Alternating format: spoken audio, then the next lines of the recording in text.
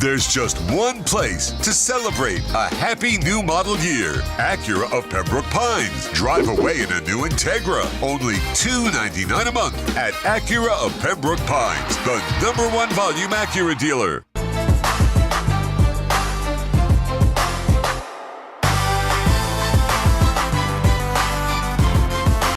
If you're looking to take your home or business to the next level, then RM Contractors can assist you. RM specializes in new residential turnkey, new commercial turnkey, home and office remodeling. Call them for free estimates. Serving all of South Florida, licensed and insured. Call Ray, 305-345-3649. You work hard to create the perfect atmosphere. You dream it, we'll build it. RM Contractors, 305-345-3649 or Instagram at RMC Fisher Island.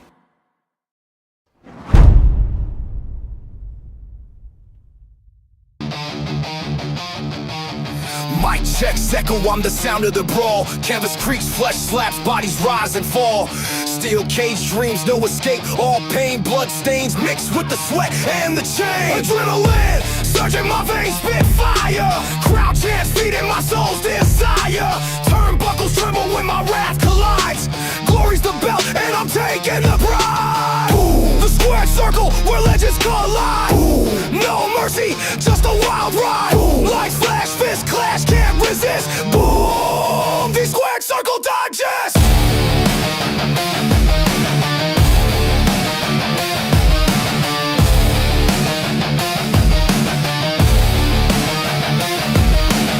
Pyros ignite, shadows dance in the glow.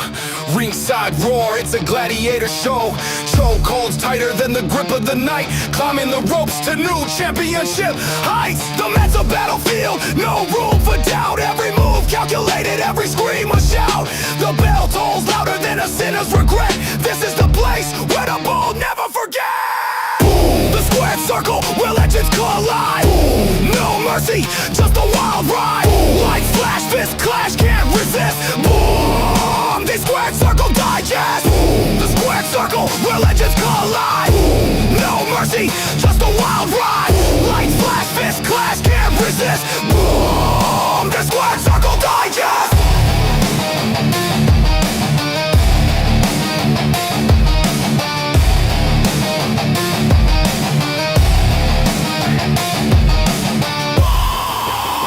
Circle Digest!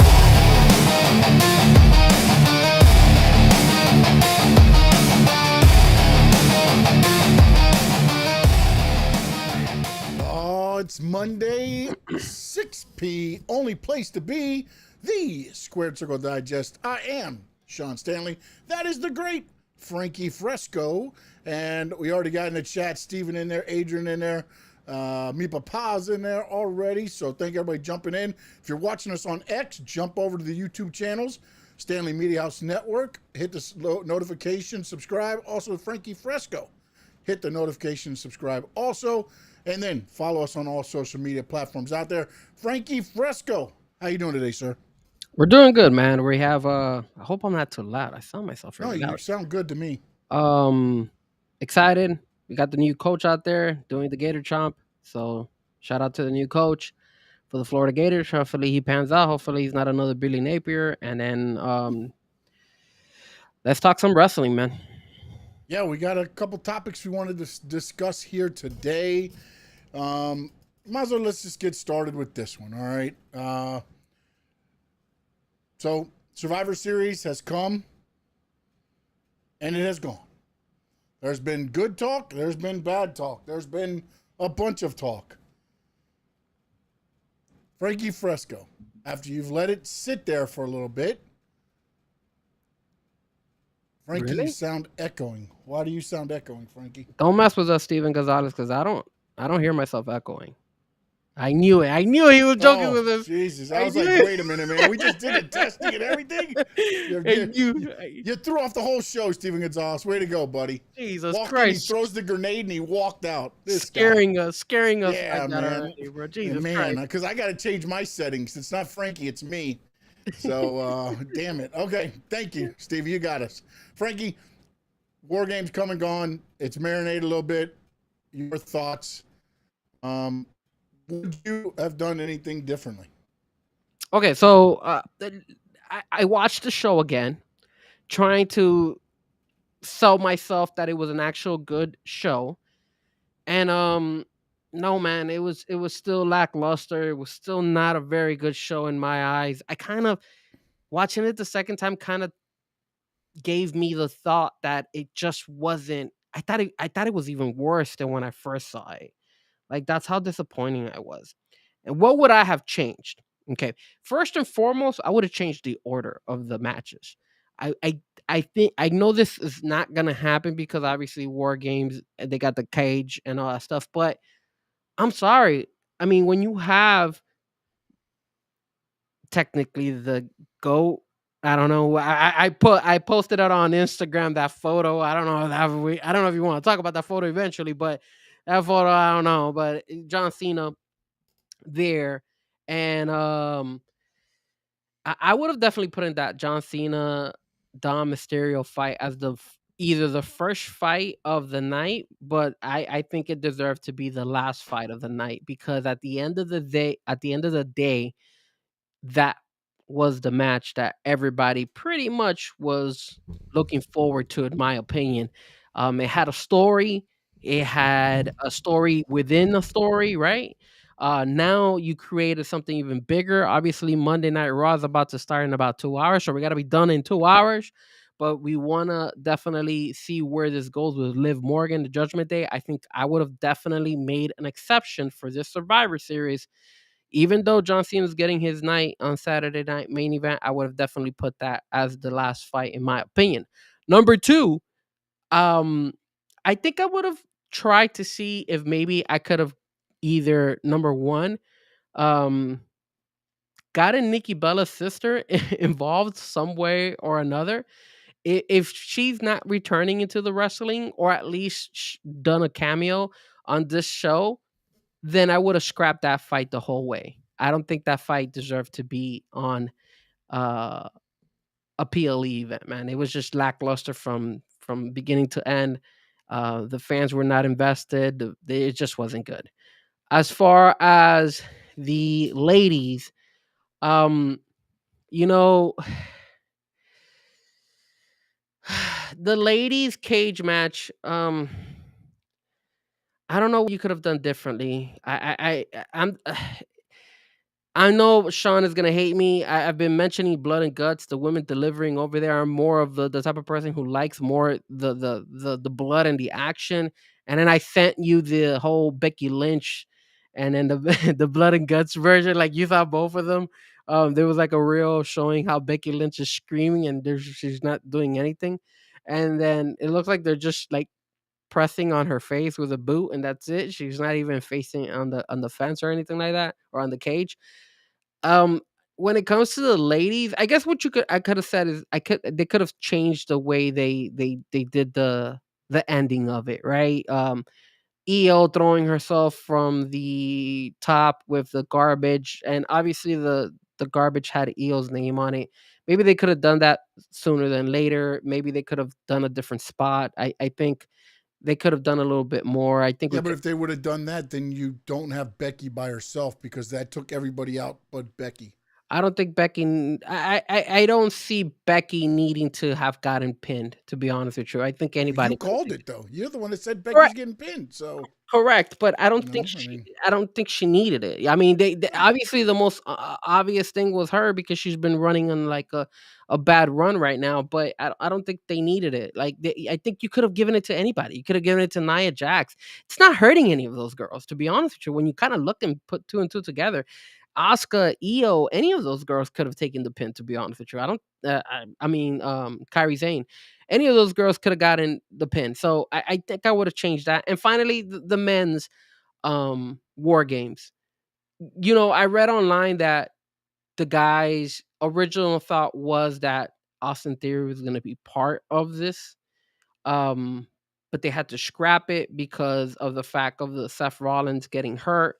And then Cody got pushed, and Jake on the Jacob Fatu situation, I heard as well.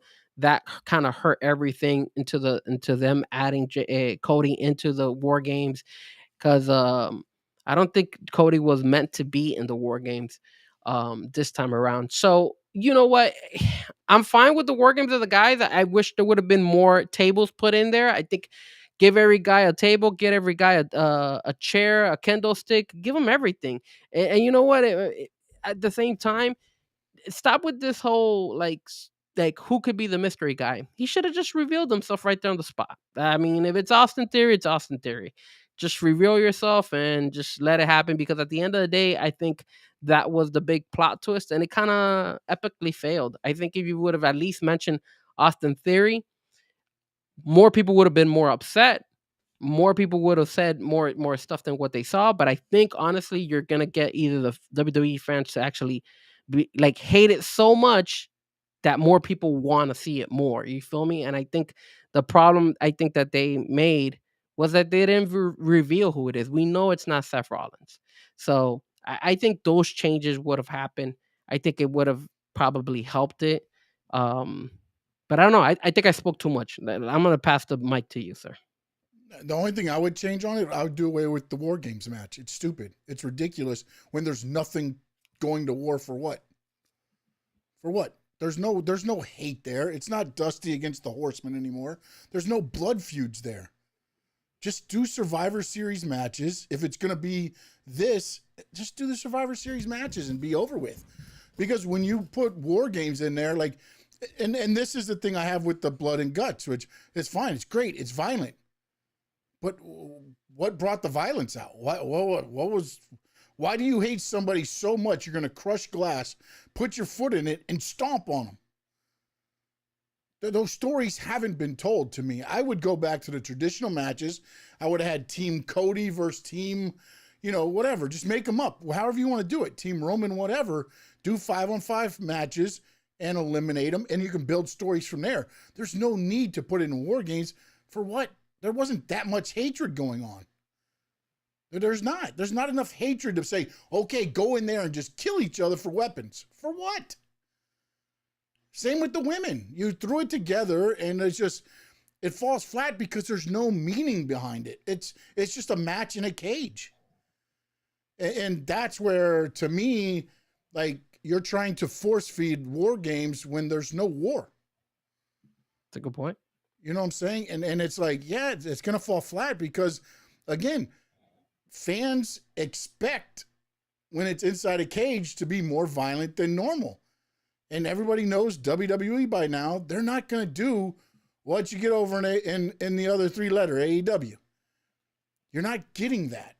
You're not getting that. And at no point, to me, again, going back to everything, and this is going to be our next topic after this, you had to have the men's match main event because now you're dropping crumbs, supposedly, for WrestleMania. That's what that's all about. That's what that main event match, again, it meant nothing for the War Games match. That's what I mean.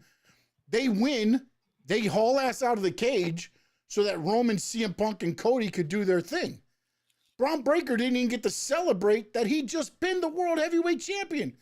He's outside the ring, and Brock's like, hey, good job, kid, this and that, and all that. Dude, give the man his flowers. He just won War Games and pinned CM Punk. Whether it was a mystery guy or not, he got the victory over the heavyweight champion, and it just got glossed over because they were in such a hurry to get to Roman, Cody, and CM Punk, and Roman reaching out his hand to CM Punk and not to Cody and all this stuff that, like, man, let stuff sit for a little bit. And again, that's what I'm saying. Like, this War Games match meant nothing. Like, there's nothing there to it and the validity. And the only reason they threw Stephanie on there is because she's Stephanie. And there's no other feud right now for the women that would go on there because the other feuds were inside the War Games match for the women.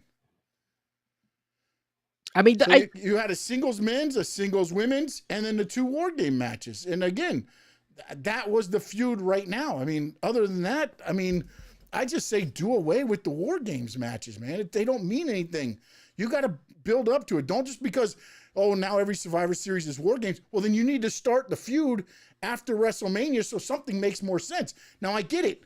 People get injured, and maybe if Seth was in the situation, it maybe, the volatility may have escalated more to where it makes sense. But that match made no sense, especially when you throw Logan Paul in there. It's like, come on, man. Come on. I mean, I think the issue too is like, why are you pushing for Roman and Cody, and that little whole triangle at the end to set up for WrestleMania? You still got Royal Rumble. You still got time to build that storyline. If you're gonna end it, is right what you said. Give the kudos to the heels. Give Braun Breaker his moment, and let them shine. You don't have to all of a sudden change the camera and then go like, okay, what's going on between these guys? It kind of was lackluster, and I don't know if you saw a couple posts, Well, but they're trying to do like, too much. It's like what yeah, Ricky Steamboat said was wrong with the blood and guts match. There's too much going on. You got this person over here going through a table. At the same time, this person's getting hit with a barbed wire bat. At the same time, this one's going through, not through a table or a glass mirror. There's just too much going on. Every once in a while, let something sit, then go on to the next thing. CM Punk was out. Roman, they could have let Braun Breaker get his stuff. They leave the cage and then go into it. But instead, it was more like the heels got to rush out. They're standing on the outside, kind of celebrating. And then it just, boom, right back into them. And then every once in a while, they go back out to the heels. And it's like, we're trying to do too much, man. Trying to do too much. yeah. I think at the end of the day as well, And they're not doing anything at the same time, if that makes sense. yeah, no, I think they should have cut off completely the whole Roman Cody interaction and CM Punk. Let the heels be inside, let them celebrate, and then you create those other storylines in Monday Night Raw and SmackDown and stuff like that. You don't have to create them right away. And as I said, just let it be. Kind of like when you go with the AEW. I think AEW delivered in the blood and guts, but you're right. You don't want action after action after action. You want it to be, let it marinate. Let a couple minutes go in between, and then boom, you see the next one. Boom, you see the next one. Action, they did a great job in AEW, but like you said, I think they were going such a But I high still pace. think they overdid it Too for much. what they were doing. I get it's blood and guts, and I get there's going to be blood and everything, but like there was nothing built up for that match. Just like there's nothing built up for War Games, to where it's like there was more built up for the men's side, but the women's side was just they were for the women's tournament. Like they're all the tag teams from the women's tournament together. And it's like I just they're again. I like it to make sense. Yes, blood and guts was definitely more violent, more action than the War Games, but they still both to me missed an opportunity that to advance stuff, because it just to me that just great. Okay, you guys can bleed. We know AEW can deliver in those style matches because they deliver with the violence. So it just didn't elevate either one for me. I think the other thing we have to also realize is on the women's, they really didn't do any storylines at the end either. Like there could have been like you saw how Cody went and accidentally hit CM Punk, but they didn't do anything after that. Like there wasn't more to it. In the women's side, you didn't even have that. Like you could have easily You had started AJ Lee making Becky tap out. That's it. That'll continue that feud. Yep. Other than that, there's nothing else. But you could have already started maybe something like Charlotte Flair and Rhea Ripley, especially since they were having that little interaction. I think a couple Monday Night Raws ago, where they were like, "Hey, I don't want to be in the team because I don't I don't trust you and stuff like that." Why don't you develop that into the actual main event and put it in there as well? If you fed us that at a couple weeks ago, then feed us that a little bit more. That way we could see something, expect something.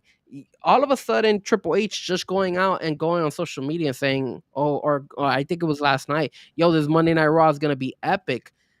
Epic of what? Like the only thing I could think about being epic is if like Seth Rollins comes back, or if maybe Jacob Fatu was to make his way over to out of the injury or something like that. But I don't see anything epic. Can I tell you something else too? Yeah. Why would Seth Rollins jump in and help the Vision? Yeah, he got he got murdered. Quote unquote, if it was, why is he jumping in? They're the ones that put him out, supposedly. That's You know what I'm saying? fine. So it's like, again, a little bit of common sense here and there. It's, Very good point. Yeah, Why would you do the stomp, right? Like, why would he do the stomp on CM Punk and help the Vision? If anything, you know what they could have done, like, right? What they could have done is if they would have had people laid out, Maybe he could have done the stomp on CM Punk and then do the stomp on Braun Breaker or something. And then all of a sudden you're like, oh wait, who is this guy helping? Is he helping the heels or is he helping the babies? And then figure something where you're No, like, but okay, they wanted the people to this. talk, be like, "Oh, Seth Rollins did it to us again," when he really didn't. It's gonna be, everybody can figure it out. Yeah. But it's like it's that chance where you got, oh, Seth pulled one over on us again. No, Or no. throw, or you know what? They could have had two guys, two mask guys out there. And then all of us would have already assumed, okay, one of them is Austin Theory, but who could be the other guy? Because now with social media, everything is pretty much predictable, right? It's very hard for them to sell us something because everybody's talking on social media.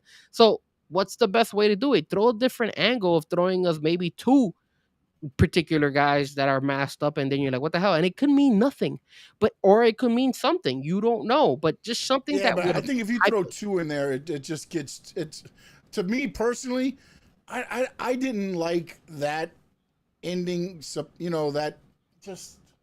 I didn't mind this mysterious guy. I didn't. But What I I didn't like didn't was like the it Cody being Roman the area. ending of it. Like, okay, he does that, and then, like,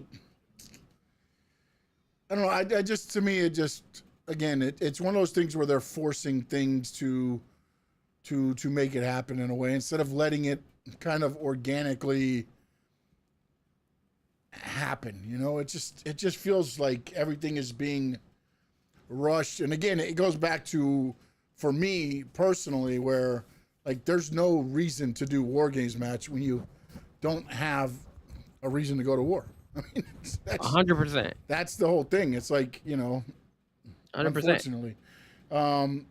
So with that being said, I want to get into our second topic, which is the WWE getting lazy, Mr. Frankie Fresco? It looks like the matches are going back again. We're going to get Cody, Roman, Triss, Tress. and Punk, possibly Braun, I'm guessing, since Braun pinned him. That would make sense. Again, if we're listening to what was said about it being a little eggs for the WrestleMania. For you, lazy booking? 100%, man. This is getting bad, and just like Josh said, Baldy's dropping the ball out there, and he really is. It's coming to the point where you're predicting a lot of stuff, and we're seeing a lot of stuff that we've already seen. How many of us were thrilled to see Roman again against Brock Lesnar? Like, we've seen that thousands of times. How many years has it been? That's something that Vince McMahon would have done as well. So Triple H is doing the same thing. He's just following in his footsteps, because if you saw the interaction between those two guys, it was the same crap that we've seen. Oh my God, he threw Roman through a table, through the announcer's table. We've seen that. That's nothing new. Oh wow. That's not a oh shit moment. We don't care about. We've seen that. I've seen that before. I'm not thrilled about it. Then you go and you have Roman versus Cody. What is the point of that? Like, what is the point of that match? How is that helping either one of those two guys? Like, it just makes no sense.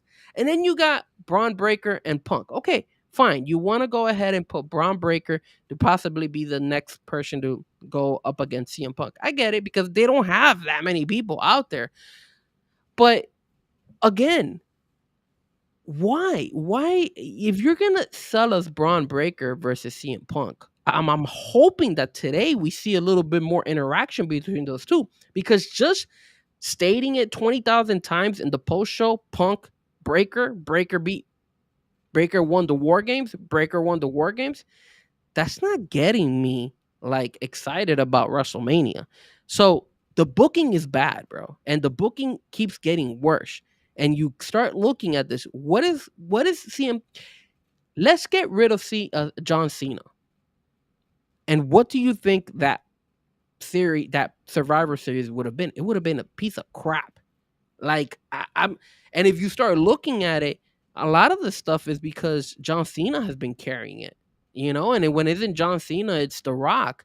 So it just seems like really, really lazy stuff. It looks really, I mean, the only thing that I could honestly say that was good was when Seth Rollins came out and fooled everybody that he really wasn't injured. But then the next day, they give us a lackluster WrestleMania ending as well. So it's like, bro, it's It's bad, man. It's bad. I don't know what they're gonna do. I don't know what they need to do. It's getting bad, and I don't know. I don't know if the fans are gonna start going away. I mean, I saw the numbers. They did really well. And I have I actually saved it on my phone. Yeah, they're Of not going to go away because it's about the moments. That's the problem. It's not about the whole show. It's about the moments, and people apparently want to be there because they're going to pay, hundreds of dollars to be in the show, to be at the show. So look at this. So Yeah. I have this down. I wrote this. I saw this online. It says PLE attendances in 2025. So Royal Rumble had 70,000, a little bit over 70,000. SummerSlam Night 2 had 60,561. WrestleMania 41 Night 2 had 60,212. Night 1 had 60,151. SummerSlam Night 1 had 53,000. Survivor Series had 46,000. Elimination Chamber 38,000. Clash in Paris 30,000. Night of Champions 25,000. Backlash 17, Money in the Bank 17, WrestlePalooza 15, and Crown Jewel 13,000. So the biggest pop, coincidentally, the biggest crowd was Royal Rumble this year, for WWE. It was But the bigger stadium that they were in. yeah, I'm assuming I'm pretty Yeah. sure that's the. Yeah. Was it Royal Rumble in Tampa? I think it was in Tampa, No, right? it was Indianapolis, wasn't it? No, I thought it was in Tampa. Wasn't it in Tampa? Was it when Mm, Jake Cargo? No, because that's when Jake Cargo's been. No, WrestleMania. Yes, I'm sorry. Royal Rumble was in Indianapolis. You got it yeah, I right. thought because they were doing the Pat McAfee thing that whole time. Correct. 2 years ago, it was in Yeah. in Tampa. Mhm. That's what it was. Yep. So, dude, I don't know, man. I don't think the fans are gonna go away. I think they're gonna buy into this crap. But at least us, hardcore wrestling fans, I don't know, man. I thank God there's more wrestling outside of WWE and AEW, right? Yeah, but also, man, I mean, this is the problem that so many have. Like, do you watch anything else the way you watch wrestling? Say that again. I'm sorry. Do you watch anything else the way you watch and analyze wrestling? Maybe the Dolphins. That's No, the only that's what other I'm thing. saying. That's what I'm saying, though. It's like you sit and you analyze every little thing. Like, just enjoy it for what it is, man. At some point, like, But again, it's hard, Sean, because we love yeah, it. but you're not gonna get freaking like those days of. Think about this Attitude Era. Name the top guys in the Attitude Era. Stone Cold, The Rock, Kurt Angle, Triple H, Undertaker, Triple H, Kane, Jericho. Jericho was another one. So there, you've got 7 guys. Name the top guys right now. It would be Brock Lesnar, maybe possibly, I guess, right? Would you put Brock in there? Because he's been gone for a minute. Yeah. Brock was big back then too. I mean, All he's right, just been there all this time. So let's put but I mean, Brock, it's Brock, Roman, Cody, Punk, Seth Seth Rollins. Well, when he's there, yeah. I'm saying right now, today, It would only be those Brock. are your 4, and that's why you see what you see for the WrestleMania right now. You call it safe. What it is 3 out of the 4 guys are your main guys. And the other one is the one you're hoping to elevate up to that stage before you get to WrestleMania. Well, the thing is, I think Braun Breaker's on the way of doing that. But I mean, they try to elevate Jey Uso with the whole entrance stuff, so they're trying to do that. Obviously, he's a fan favorite, but I don't think he's elevated himself to where. And again, when I say elevate and everything else is like you see their name on a pay-per-view and you're like, I need to watch that, or on a PLE. Yeah, I mean, look, are they trying Dude, to LA Knight don't even make goddamn PLEs, Adrian. Get off there. Get off. Shoo, Adrian, shoo. Yeah, Sure. I mean, as a matter of fact, I would have probably said that Jacob Fatu had some momentum going in. But then he got hurt. I mean, they might have been up that way too. Him and Braun are like, they're the 2 that I see kind of going up to that level.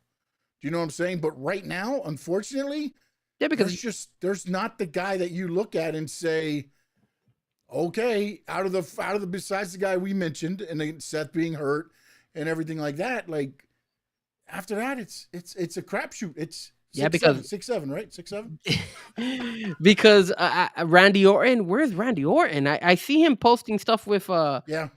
this guy with Yeah, I I Show think they're Speed, just but that's waiting. it. Again, WWE's that company. They're not going to just bring a guy back to bring a guy back. Now, they might bring him back after this pay-per-view, but since he wasn't in a storyline, they usually won't bring it up until the next, move. And now you've got till, what, the Saturday Night Main Events in December or the Saturday Night Main Event in January before the Royal Rumble, a week before the Royal Rumble, we found out. Yeah.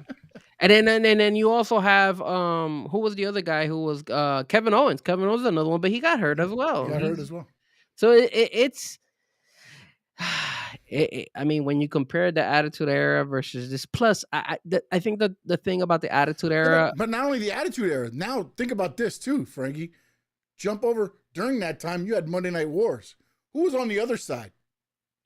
the WCW people. Yeah, Hogan. You Nash, had Hogan. Yeah. Hall, Sting, Luger. I mean, it was like you had both sides that were just. But this also makes sense why WWE went so hard on trying to get Will Ospreay. Because if Will Ospreay would have been in WWE, I think he would have been a heavy hitter over there already. Yeah, no, definitely. But the problem is, at that point, I don't know if Will Ospreay would have been Will Ospreay. I think that he would have. Because they would have cut off some of his stuff. He wouldn't have been doing what he's doing in AEW. I know he's still a great guy, a great, talent and everything else, but he's not doing what is the one where they both jump the Spanish fly off the top of a cage? That's not happening in WWE. No. And that also might be why he's right now getting, the neck surgery too. Yeah. Although, you take a beating. He's been doing this a long time, man, and your body after a while just says, okay, that's the last one you're going to take of those. And not only that, but then when you look at the women, it looks like the women have also digressed, right? Like you don't see the Becky Lynch's as high as she was at one point when Ronda Rousey and all them were there, right? And you don't. But again, it's antagonists. You're only as good as the heels are only as good as the baby face. The baby face is only as good as the heel. And the problem is you're trying to elevate newer talent to where, again, you just keep it Charlotte versus Becky, AJ Lee versus Becky. Then nobody grows. And that's the problem I think that has happened is nobody's growing because they're trying to get these PLEs so you get the same type matches over and over because they understand that they've got to sell the PLE as well. So, well, I think the reason they don't do more matches is because then they would be doing what AEW does and put fillers in there. Well, because I mean, they did try to star elevate. was on that PLE except for like Jade Cargill and stuff like that, though. Think about it. Think about all the men that were on that card. Who else are you throwing in there? Maybe LA Knight? But after that, who else is PLE level, guy or gal, that gets added on top of that card? That's why there's only 4 matches. Maybe Sami Zayn. Yeah, but he did the match. They should have put that match into the pay-per-view so you had a traditional match. Yeah. Spice it up a little bit more, but then at least you get a traditional match. But because I love those style matches. I love the 5-on-5. You pin them, you might get 4-on-1, you might get 3-on, whatever. That's what used to make the Survivor Series so good. Was you picked your team, and then then some people would turn on each other and leave them and just leave the ring. That's a good and point. you build storylines that way. War Games to me should be a finish of the feud, and it's not. It's just a bullshit match, man. So do you feel that Triple H is doing lazy booking out there? You call it lazy, or you can call it. Unfortunately, it's what he's got. No. Do not try to give any excuses here, sir. Either he does crappy booking or he's getting the job done. Don't come and tell me that's what he got, because you could elevate. Frankie, we just did 10 minutes. We just did 10 minutes, and I told you, I laid everything out for you. You So could. how do you do that? It's like, I mean, what do you want to do? For you, I'll do your scenario. Like, if you don't have the recipe, or you don't have the right music, how are you mixing together to become the great DJ that you are? You have to have the right music. That's the thing. Okay, so then he's got to get the right music. He's got some of the music, but when you're looking at, which they did dumb, this is dumb also on their part, going to 2-night pay-per-views for SummerSlam, for WrestleMania. You want to do Royal Rumble now 2 nights. Like, there's such money grubbing and so money happy TKO is that they are stretching WWE thin. And I get it. When you're making all this money, you're not saying no.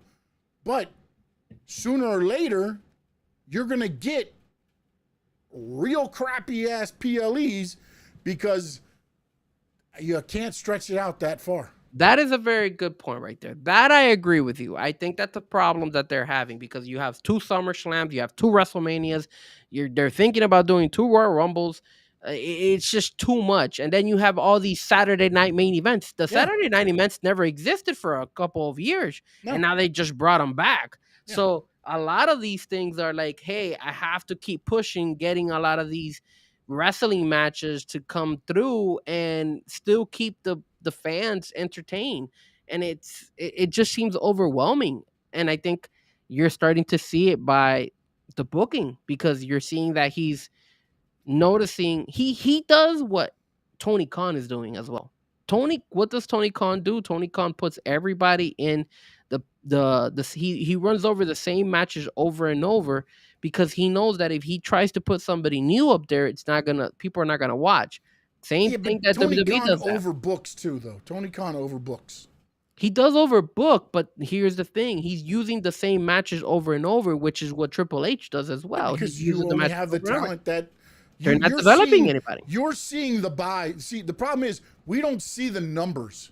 I know people get thrown out the numbers and all the dirt sheets throughout all these numbers. They're not the exact numbers. The only people that are getting the exact numbers are Tony Khan and whoever's seeing whatever for AEW, and Triple H and whoever's in that department for WWE. They know, okay, we put this guy on top of this pay-per-view. This guy was on top of this Raw. This girl was on top of this SmackDown. What are the ratings looking like? How are they doing? What's what? And that's how they book off of, because unfortunately, and it goes back to the whole thing too, when, and rest in peace, the great Eddie Guerrero. They put the title on him. And on TV, he was getting great things. The problem was the live attendance was dropping. Was it his fault? Probably not. But unfortunately, when you're that guy, they think, oh, the house is on you. That's why they say the main event, they always say thank you for the house, because, quote unquote, the crowd is built on whatever the main event is. And another thing that's also affecting them too, let's be honest here, it's the fact that they're getting a lot of these wrestlers to wrestle at TNA, AAA as well, like Penta, Ray Phoenix going to AAA, Dom going to AAA. Like, a lot of these guys are also going to this stuff. So you're kind of, I don't know if you could say you're overworking them, but you're not overworking them. But it's what Vince McMahon used to always say when people asked him, why don't your guys do more? He said, because they're paid by me. Why am I going to send them to do something for somebody else when I pay them? No, if I get them, they're going to be doing stuff for me. That's why there was all this, issues with, wrestling TNA and everything before, because Vince is like, I'm putting $10 million into this guy. I'm going to send him to TNA? No, I want the eyes on my product. I'm going to send him to CMLL? I'm going to send him to AAA? No. I want the views. I want the eyes on my product. And that's one of the things where, and also the problem too, with another thing that you're just saying, with all the Saturday night main events, the 2 nights of all this stuff, storylines are even shorter now than they used to be. Yeah. I mean, there's some that are just from one PLE to the next. It's just those 3 weeks or 4 weeks and the feud's over. Yeah. And it's like, again, you don't have the long lasting storylines that mean something. And what happens is, with what Tony Khan and with Triple H and everything else is, you go back to old reliable. And old reliable is Roman Reigns, Cody Rhodes, John Moxley, it's Swerve, it's Hangman, it's Brock. It's those guys are, those are guys that, hey, I'm going to the dance. Let's see what happens. Here's the other thing I want to say though, too, Sean. When you have something laid for you on a consistent basis, right? Like, let's say I like ham and cheese sandwiches. I really do. I like them all. I like them a lot. So I'm gonna be eating ham and cheese sandwiches consistently. But you're gonna get tired of it, right? You're gonna get eventually tired of it, and you want to switch it up, right? I'm gonna be like, hey man, today I want to eat pizza or something like that. When you're consistently giving us the same crap over and over again, I don't know about all the fans, but there are going to be fans who are going to be tired and be like, "Yo, I want something new. I want something fresh. I want something different because this is just the same thing, repetitive, repetitive, repetitive." And it's getting annoying to the point where, hey, you're gonna tune me out. I'm not gonna watch wrestling again because that I think, to be honest with you, Sean, that was maybe one of the main reasons why I stopped watching wrestling. I just got tuned out. I was like, I don't find it entertaining anymore. And it was all WWE. And I was like, I'm done watching this. And it wasn't until I've mentioned it when we did the pre show of Survivor Series.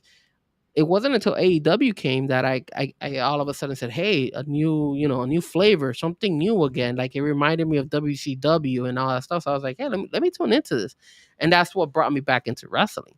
So it's just bad. The thing too, on top of that, Frankie, and again, I'm just speaking in mind what Vince, when he was there, and what I think WWE's kind of thing is, they condition, and I know I've said it a couple times on the show, they condition their fans so that they're used to what they see.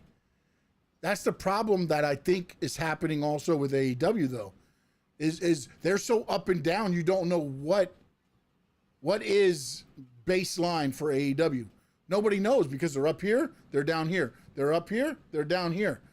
Whereas with WWE, it's kind of more like, you might go up a little bit, you're going to trend down a little bit, but you're near that baseline all the time, which is what they've conditioned their fans to listen, to watch. You know what I'm saying? And that's been back to the days to when it was cartoons. Think about it. Think about back in the day. There was a Saturday morning cartoon that was Hulk Hogan and the good guys, Roddy Piper and the bad guys. And you watch the cartoon Saturday morning, and then at noon, the show came on. And the same baby faces, the same heels, doing outlandish, cartoonish shit all the time. But that was what the baseline was, and that's what you learned to do. That's why sometimes, like, the new crowd, like when they go international, to me, it makes it feel so different because those fans aren't conditioned like the U.S. fans are. True. And a good note to that also is WCW, ECW. What did they do differently? Hey, bring your signs. And then WWE's like, well, shit, if they're bringing signs. Okay, start bringing signs. And then WWE's like, well, shit, now everybody's complaining they can't see when they buy tickets. So take away the signs. You know what I'm saying? Like, it's one of those things to where you condition your audience to what the baseline is. Now, some fans are not going to like the baseline, so they're going to be the ones that kind of rumble. And they're going to have your fans that understand what the baseline is, and they'll always be your fans, regardless if you put the price to $10,000 for a fourth level seat. Yeah, definitely. The other thing you also got to realize too, Sean, is that when we have so much, like back in the day, wrestling, like you said, it wasn't on a consistent basis. We didn't have so many shows. We didn't have so much stuff. I think they're cramming everything so much that, you can't do anything about it. And I think one thing that you didn't mention about Vince is that Vince was going to do it his way, right? And now it isn't so much, hey, this is Triple H. It's more TKO. This is our way. And our way is dollar signs. We need money. We need people to show up there. This is what we got to do. If this is the people who are going to buy the merch and going to watch, then you're going to start seeing these repetitive guys. and gals over and over You're because going to see the Brocks and the Romans because people come out to pay money to see them. yeah, They are the attraction, whether you like it or not. and they're paying them too. People pay to see Brock, man. They do, bro. Yep. Yeah. Same with Roman. Scary thing is that what will happen once Brock Lesnar leaves? Because there was rumors saying that hey, Brock Lesnar all of a sudden shaking hands, like I think there was some rumor saying that he was shaking hands to the front row and all that stuff. So No, that you're shaking hands along the gate area. Look, they said Lesnar's that he gonna be doesn't. Lesnar, man. If Well, you they don't were like it, then don't bring me in. If you like it, whatever. well, they were saying that him doing that was him all of a sudden now switching to being No, possibly more friendlier because he knows that his time is running out. the cameras were not on him. The cameras were off of him. It was like somebody's phone picking it up. It's not WWE didn't catch it and say, "Hey, look at Brock shaking hands." No, it was a fan that caught the interaction with the kids and the other adult. You know what I'm saying? I mean, like if WWE does it, then I'll believe that crap. But until that, like, no, if WWE didn't put it out there, then Well, then that's the perfect way to go on to our next segment, and that was our interaction of Mr. Paul Heyman I loved it. with a kid. And loved the it. question to you, sir, is should Paul Heyman have done that, and should he apologize? No, he should not apologize, and security did not do their job. That kid shouldn't have been there. You had two on this side, two on that side, security guards, and you let a kid just walk in. No, bro. Okay. No. All right. Hold on a second. You're defending. Let me ask you this. And I know the parent probably pushed the kid in there. That is what it is. But if you're driving down a street and it says "Do not turn here," and you turn here and you get in an accident, is it the other guy's fault? It's not. That's not a good comparison, sir. Why? He went in an area he wasn't supposed to be in. Paul Heyman pushed him to the side. Okay. All right. I'm gonna give you my take. Go ahead. I think what happened with what Paul Heyman did was a jackass move. Okay. And the reason it's a jackass move is because Shock, baby. Because first and foremost, security is not going to always barricade and protect them. Let's keep it real. It's been happening over and over when fans have been getting through security or there is no security and they come and interact with you. Number two, you're a star. People know who you are. People want to get your autograph. People want to say hello. Granted, if it's an adult, 100%, go F yourself because you're an adult. We're talking about a kid, dude. Like, a kid comes to you and approaches you and you're going to push him off, like, get the hell out of here. Who the hell are you, bro? Like, why would you do that to a kid? I could get 100% if you do it on an adult. I don't give a damn about an adult. No business why an adult. But a kid is coming out there to go and shake your hand or give Frankie, you a hug. This is not the airport. This is not a restaurant. They are still in character. They're walking up to the booth to talk about the match they just had. No, don't step in front of me right now. I'm doing my job. The job I'm paid to do right now. You get in my way. If that was Brock Lesnar or somebody else, they would have ran the kid right over. I'm not stopping to shake hands. Get me at the airport. Get me at the restaurant. Get me in the car on the way home. I'm walking through a crowd of people to get to a desk for an interview in character. I'm not out here signing autographs. I'm not out here for your pleasure. It's not a meet and greet. Why in the first place are they walking through the crowd? Then, if that's the case, they were on the outside from walking from the thing on the warning track, walking because the desk where they had to get to was on the outside, so they had to go through that area to get to the outside. Again, security, there was a walkway there. The kid gets pushed in by the adult to get in front of Heyman. Heyman grabs him, puts him to the side. That's it. That's it. There was a walkway there. No reason for the kid to be there. If you want, security should apologize for all that shit then, because security should have done their job. Well, Paul Heyman did his. I don't agree, man. I don't agree. And I know you're trying to keep character and all that stuff, but I'm sorry, man. I'm a little bit more of of a human. I'm more of a, I'm not gonna do that to a kid. If that was my kid that got pushed, you want to know what I would have done? Okay, I Frankie, would we have gone just in there and I talked would have about. swung at Paul Heyman and said, "Get the Okay, fuck out of here." but here's You the other probably would thing. have lost me as a wrestling fan too with that guy. Here's the other thing, Frankie. You just talked about the people filming Brock Lesnar. Oh, he's shaking hands. Oh, is it a new, gentler Brock Lesnar? So Paul Heyman said, "Excuse me, young man. I'm sorry you're in my way. Would you please tiptoe out of my way very gently because I'm trying to get to the interview and you're in the way of my workspace?" Then somebody would have been like, "Oh, well, Paul Heyman's got a gentler side." Nobody's criticizing Brock Lesnar for shaking the hands of kids, and Brock Lesnar is a heel. You Nobody's just said no. You I asked said the that. question. I said that Do the you think reason it's a gentler side of Brock Lesnar? no. That was not the question. What'd you say? What I was saying is the people are saying that because he was shaking people in the front row, Yes. that Brock Lesnar is all of a sudden now having fun and now going ahead and saying, "Yo, I have to go ahead. I'm gonna do me because my time as a wrestler is coming to an end." That's what I said. Not that he was a But what gentler happens if person. Paul Heyman stops, tells the little kid, "Please move out of my way." And it wasn't even a little kid, by the way. Oh my It was God! like a 14-year-old. All of a sudden, Paul Heyman's career is over because he became nice for like 2 seconds. What the fuck? Well, you're trying to vilify him for 2 seconds? Yes, because you did that to a kid. Okay, and why is the kid there? Why don't we hold accountability? Why is the kid there in the walkway? Well, why? Okay, accountability runs into it. It happened. No, security should have done their job. I'm not knocking security. I'm knocking security. I agree with you.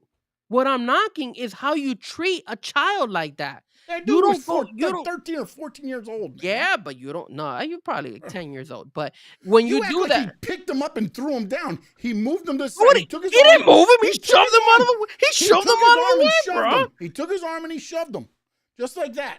Okay, let me ask you this: if your child was the one that got shoved, are you gonna stand there and be like, "Oh, he's just doing his character. He needs to stay to character, son"? Would you? Do you understand something? I brought my kids up right. They're not going to jump where they shouldn't be. No. That's not my question. And my kids have been to that stuff. So don't even. Dude, I had people in the locker room that they could have been. You know what they did? They stayed right by me. Okay. They didn't run over there and be like, "Oh my goodness, this and that." No. Okay. What Because about I if you? taught my kids right, man? What about- There's right? There's wrong. Okay. There is a border there. Security's walking wrestlers through. Do not jump out in front of them. Okay. What about if it's your grandson? I don't care.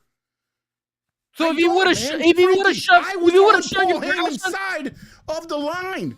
If I'm there to do a job, I'm going to do my job. That's what I'm paid for. I'm not paid to shake hands and be nice to a kid that wants to get in the way. No, I'm not there for a meet and greet. If I'm paid to do a meet and greet, then come up, shake my hand, we take the picture. That's not the meet and greet time. I don't agree with you on that one, bro. I don't agree with you. If you go to a job and you sit there and somebody just keeps coming up to you and bothering you and this and that in your job, that's okay? The kid is not going every single second to go bother him. It was just that one night. Okay. But how many times is Paul Heyman? I mean, okay, so that kid gets through. You don't think another kid's going to do it? Of course, and that's where Paul Heyman needs to be a little bit more freaking understandable because he knows that he's fucking famous. Just like all the other wrestlers. Needs to learn what accountability is. This hasn't changed, Sean. Dude, it does change shit, bro. This has been happening for years. I'll give you a perfect freaking example of what happened. And it happened to me. Okay. Mr. Frankie Fresco happened to me when I was in 9th grade. Okay. 9th grade. And 9th grade, how old am I? Maybe like, 13, 14, maybe? Anyways, I was like 13, 14 years old. So I was in 9th grade. Mr. Frankie Fresco went, my high school, 9th grade, they went in and said, "Hey, Frankie, we're going to take the whole class over to the Dolphins training facility." Mm-hmm. I said, "This is awesome. Let's go. Let's go to the Dolphins training facility over there in freaking what was that? Where they used? It was over Southeastern. Nova Southeastern. Nova Southeastern. Perfect. Yep. Went out there. Was excited. I was 13. I was 13 years old at the time because I graduated. I was 17 when I graduated. So I was Yep. 13 years old. So I was a big kid already, but I was there. And I saw the Dolphin fans, and I was like, I saw the Dolphin players and everything. We had our area, our section, right? The stands, and then you could see the players across, right? So we were there. We stood there for like hours watching them and all that stuff. It was all amazing. What did Frankie Fresco do? Frankie Fresco, 13-year-old Frankie Fresco goes, sees the gate. He sees one of his favorite Dolphin players, Mr. Jason Taylor, all the way across. He's probably a good 10 or 15 feet away from me. I have my Dolphin football. I go, hey, Jason, what's up, man? One of your biggest fans, bro. When you get a chance, can you sign my football? Can you come over here and just sign my football? What did Jason Taylor do? And there was a gate in between us. You want to know what Jason Taylor did? Jason Taylor went ahead and looked at me, laughed, and then turned right back around and did it and kept talking to his buddy. He wasn't even practicing. He was just talking to his freaking buddy. 13-year-old Frankie. So what happens to 13-year-old Frankie? That Frankie Fresco grows up, and that Frankie Fresco says, hey, you know what, Mr. Jason Taylor? Go fuck yourself, because now I don't respect you. You know who did come and give me an autograph? And he was practicing? Mr. Zach Thomas, who came across, went and said, give me a minute. I'll go ahead and sign your football. He came and he signed the football right there. So when you have people who want to be cooperative and actually enjoy the fans, the people who pay to actually go watch these wrestling shows, watch these damn TV shows, watch you, Mr. Paul Heyman, who we actually, because you would not be anybody if us fans would not be the ones looking at this shit. Then what? Then what? You're going to disrespect a child? You want to disrespect an adult? 100%. Disrespect them. I don't have a problem. A grown-ass person, the fuck are you doing getting close to these wrestlers? I already know that. I get it. But a kid, whether he's 5 years old or 14 or 15 years old, that's messed up. That's where you have to go ahead and be like, look, man, if the kid came and approached me, be like, look, man, I'm sorry. I can't sign you. I can't give you a hug. I'm going to move you to the side. But you don't shove him he shoved him like he was a rag doll, bro. Like when I saw that shit, I was like, this guy has no class, man. What an ass. What an asshole this guy. Get this guy out of here, bro. That's how I feel. And that's why, in my opinion, what he did was wrong. And I'm glad that the fans are ridiculing him on social media. And I hope they keep ridiculing him. Because it's the same ones that sit at the airports and want everything signed so they can sell stuff and everything else. Dude, if you're doing your goddamn job, you're at your place of business. Don't interrupt me. There's time after the show. There's barricades where they leave. You can call for them to come over, and if they want to come over, they can come over. There's times and places for that stuff to happen. They have fan access. They have other things going on. Just because you pick that time doesn't mean it's the right time to go in front of somebody and do it. And plus, it's two different things. Jason Taylor was standing there at the gate talking. You asked him, okay? You didn't like the response. I get all that. Paul Heyman was going to do his job, flanked by security, walking to the desk to do an interview, which, by the way, the interviews are set up on a time basis to when you get there, which is when they were hustling them there. That's not the time to jump out there and do it, man. I don't care if you're a kid, if you're an adult, the adult's got to tell the kid, hey, no, now's not the time. Get your pictures, get your everything else. But why are you jumping in front of them? Like, that makes no sense. I mean, you didn't jump out on the playing field in front of Jason Taylor and be like, Jason, sign the football. No, I did not. Why didn't you do that? Because I didn't find a way to get in there. If I could have gotten in there, you think you would have done it? You would have jumped the gate? You couldn't have jumped the gate there? No. The gate was like, was it a taller one? It was like blocked. It didn't. Oh man, they had you guys on the outside looking in, huh? Yeah. Oh man, it was old school, Davey. Yeah, Josh, you got it right. I know it was Davey, but I'm saying, damn, you had the old gate there too. Wow. Yeah. No. But, I mean, we can agree to disagree. I don't remember. I don't think that it's all a thing. And Josh, to answer your question, the pay-per-views moved to Saturdays because the Sunday pay-per-views were going too long. That's it. People weren't buying them as much, so that's why they went to Saturday. And plus, if you do a 2-day show, again, conditioning your audience. The first day is always Saturday. The Sunday becomes night 2, but you're always used to watching on Saturday. Hence, Saturday night main event, Saturday PLEs. There you go. Karoon, I feel you, man. And I'll tell you this as well, man. I'll never forget this either. And again, I've experienced this. I was at UF. I'll never forget this. I was eating at that time. I was eating at Chipotle. Shout out to Chipotle. If you could sponsor us, we would greatly appreciate it. I was eating at Chipotle because at that time Chipotle was coming up. It was up and coming. It was up in Gainesville, and I'll never forget this. I was eating with my boy, and while we were sitting down, we saw somebody eating on the other table, and that was none other than a very well-known golf player called Camilo Villegas, who's a Colombian golfer, and he at that time he was young. He's young. He was I think he was like a little bit younger than me, or might have been the same age or somewhere around there. But he was there eating with one of his friends or whatnot, and that Chipotle back in the day was it was pretty big. It was like because Chipotle was coming up and coming at that time. So he was there, people were there, and all that stuff.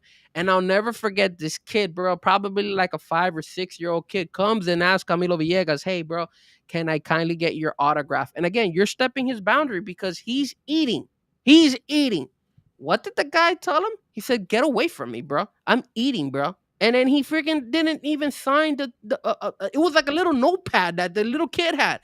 And I was like, what an ass. And that's what I think about Paul Heyman. I think Paul Heyman is an asshole. So to say what Karoon said, I agree. Don't ever meet if that's one of his idols, or don't ever go and meet an a-hole. That's what I'm telling you. That means like a Conor McGregor, I would never meet. I would never meet. You have to pick your situations. A Mayweather, because he's an asshole too. I'm pretty sure LeBron is an asshole. A lot of those guys are assholes. I would definitely not go ahead and talk to those guys or bring my kid next to them, because I know that they're gonna be assholes to my kid. And Paul Heyman, ni se diga. I'm not gonna go nowhere near that guy because that guy's an asshole. That's just me though. Yeah, I mean, if you're entitled, I guess, yeah. I don't understand why. And again, I get the whole thing about celebrity and this and that, but like they do meet and greets, they do Fanatic Fest, they do signings, they do other things to where you can go. Why do you need to stand at an airport? Why do you need to track them down on a flight? Why do you need you don't know what the hell they've been through that day. And just because you stick a piece of paper and then they don't want to sign, you're like, oh, they're an asshole. Like, bro, you don't know what people have been through. Sean, if you're an adult, I 100% agree with you.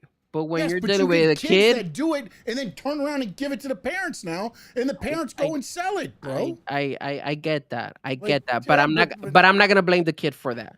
The parent is the one that I would hold accountable for that stupid shit. The kid should not be the one that should be held accountable because he's just a kid. No, but that's so why parents use kids then. Correct. Because now you don't hold them, again, man. Like, look, I get the whole thing about, always be this and that, but I feel like everybody that I've been around, and when I've been around them, and we've been out, like, whatever, Jerry Lawler, Kevin Sullivan, rest in peace, all these guys that were there, when they got approached, and it wasn't when they were eating, it was, like if they were just talking and they came up to them and, Miss Sullivan, can I have your autograph? Boom. No problems. Now, when the food came and you're in the middle of eating, don't come up and bother somebody. Wait till they finish. Wait till afterwards.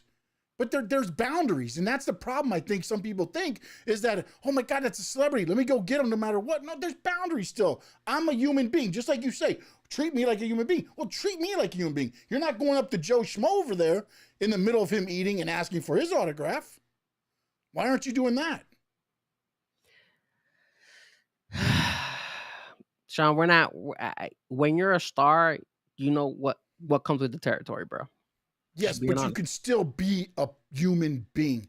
You should still be able to eat your food without somebody putting a notepad in your face and asking for autographs. 100%, but nobody else approached them to get an autograph. It was just that kid. You're telling me that's you're fine. not gonna That's fine, but same thing like Paul Heyman. That one child. Times where you sit there. That one child crossed the security people. It wasn't 20 kids. It was just one kid. Yeah, that's fine though. But again, I'm sitting here. I'm looking at it right now. There is a straight alley that they are walking down. No fans in it. Nothing. All of a sudden, this kid comes from the side. Can we share it? Is it Oh, shareable? I'm sure we can get a photo of it. Yeah. Can we share this what you're seeing? That way, the people on X, the people on YouTube, on are we streaming on Rumble? Are we on Rumble Yeah, today? we're on Rumble. Oh, shout out to Rumble people. On Rumble, all these people could see what we're talking about. What is going on here? Is it justifiable that Paul Heyman went ahead and just pushed that kid to the side like if it was a rag doll? Or is it fucked up that he did it, bro? In my opinion, I think it was fucked up. And again, I don't blame the kid. I agree with you 100% when it comes that the parents need to have discipline. They should not have done that and all that stuff. I agree with you. And that we're on the same page. What I'm saying is I'm not going to blame the kid because if we put the kid in there, he's just a kid. And yes, parents do take advantage of the kid. But you can't do it. What's up? What's up? Nope. No, what is it? Nope. No P for No P, you're back. No P is back, bro. I haven't seen you in a minute, bro. Yes, for Mr. Kelly. Yes, I do remember that shit. Yes, right. Blame the parents. I get it. I do blame the parents, but just okay. Well, Adrian, you have kids. All right, let me ask you. And granted, you might assume. I mean, I'm pretty sure you're a good parent. I've met your kids and all that stuff. Let's say your kid out of the wild all of a sudden goes and runs to Paul Heyman and you see Paul Heyman do that shit to your kid, are you gonna stand there and just be like, yo, you got your lesson learned? Or are you gonna go and say, hey man, F you, Paul Heyman, for doing that shit to my kid? I'm pretty sure I know your what your answer is gonna be. I'm sorry for putting you on the spotlight, but I definitely feel like you're not just gonna go ahead and sit back and just allow it. Because if you are, I'll be shocked. Karun says there are special few people out there. Do you guys remember the show Punked? I do remember that. Dirk Nowitzki was eating at a restaurant and kept signing autographs for a kid, including a Kobe Bryant jersey. Yes, I do remember that, Karun. No. Hold on a second, Adrian. Do not get me. Hey, what's up, Memo? Frankie Paul was staying in character. Memo, sometimes you have to put the character for 2 seconds to the side. When Braun Breaker was giving You're not paid to put the character to the side. When Braun Breaker was giving handshakes to the front row, he broke character, right? Did that all of a sudden tell us, oh my God, Braun Breaker's soft? No, that didn't hurt him. For 2 seconds, he was giving handshakes, hey, smiling and all that shit to the kids. Nobody said anything about Braun Breaker being soft or anything like that. I mean, Brock Lesnar. So it doesn't affect him. And then Adrian is like, I'm not letting them out of my sight. Come on, Adrian. Come on, bro. Come on, dude. Come on. Good parenting, Adrian. Good job. I'm not questioning Adrian's parenting, but I come on, dude. They're kids, bro. They're kids. Happens. All right, so here we go. Hopefully you can see it. Yeah, we can see it. Definitely see it. Let's see what this guy is doing. Let's see what he does. All right, so you'll see there's an open pathway in front of him, correct? Yeah, but look at all those fans in the back. Yes, that means that they have to go through the fans though to get there, right? Behind them. So I'm pretty sure there's fans in front of them as well. They're just making room to move them. So they're making room, right? Yeah. All but one kid. Look at that. Even the security guy didn't even freaking like. Yeah, because the security guy's at fault. But you got Willie McGillicuddy. Like, who the hell security is that? That kid's like 12 years old too. He is like he's like 10 or 12, somewhere around there. Yeah. Yep. No, man. I know security effed up, but come on, man. Are you really? Look, you already saw the WWE security guy coming. Look at his arm. He's coming right there. He grabs him out. That's the WWE security guy coming back because he knows they're not supposed to be there. No, man.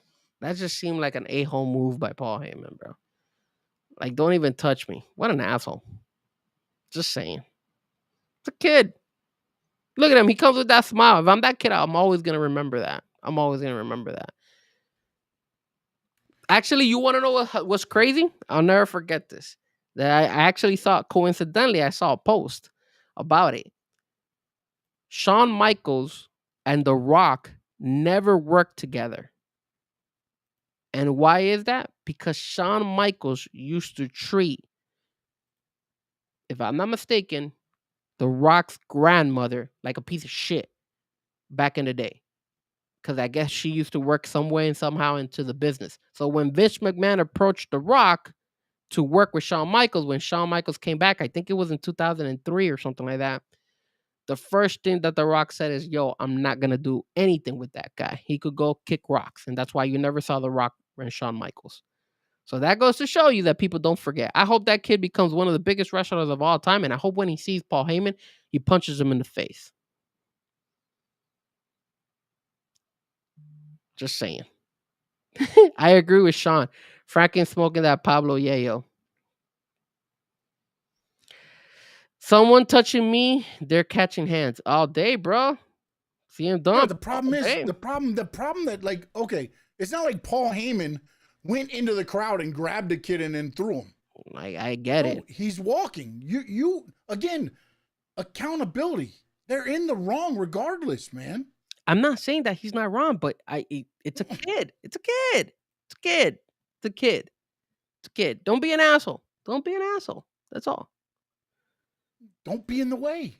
That kid you could say was an asshole for being in the way. You're calling that kid an asshole for getting in the way? Dude, you got in the... Why are you there? Nobody else is there. You had Everybody WWE was security. everybody was trying to get in there. No. WWE security was clearing the way. The kid went between the little rent-a-cops. I don't even know if they were rent. If somebody got paid for that, they should have been volunteering. Those two guys, whatever security job they got, should have been fired. But they go through the security, and then you see the WWE guy come back, and you see the hand at the same time. Because, again, they're clearing the way. They're not clearing the way for other people to jump in. I don't know. I mean, bro. I think we spent too much time on this. I hope Paul Heyman does. Yeah, you did. An apology. Sure, 100%. You know what? You give the Frankie you Fresco. don't care about the kids. Adrian just came up with a great thing. Here we go. Our next topic.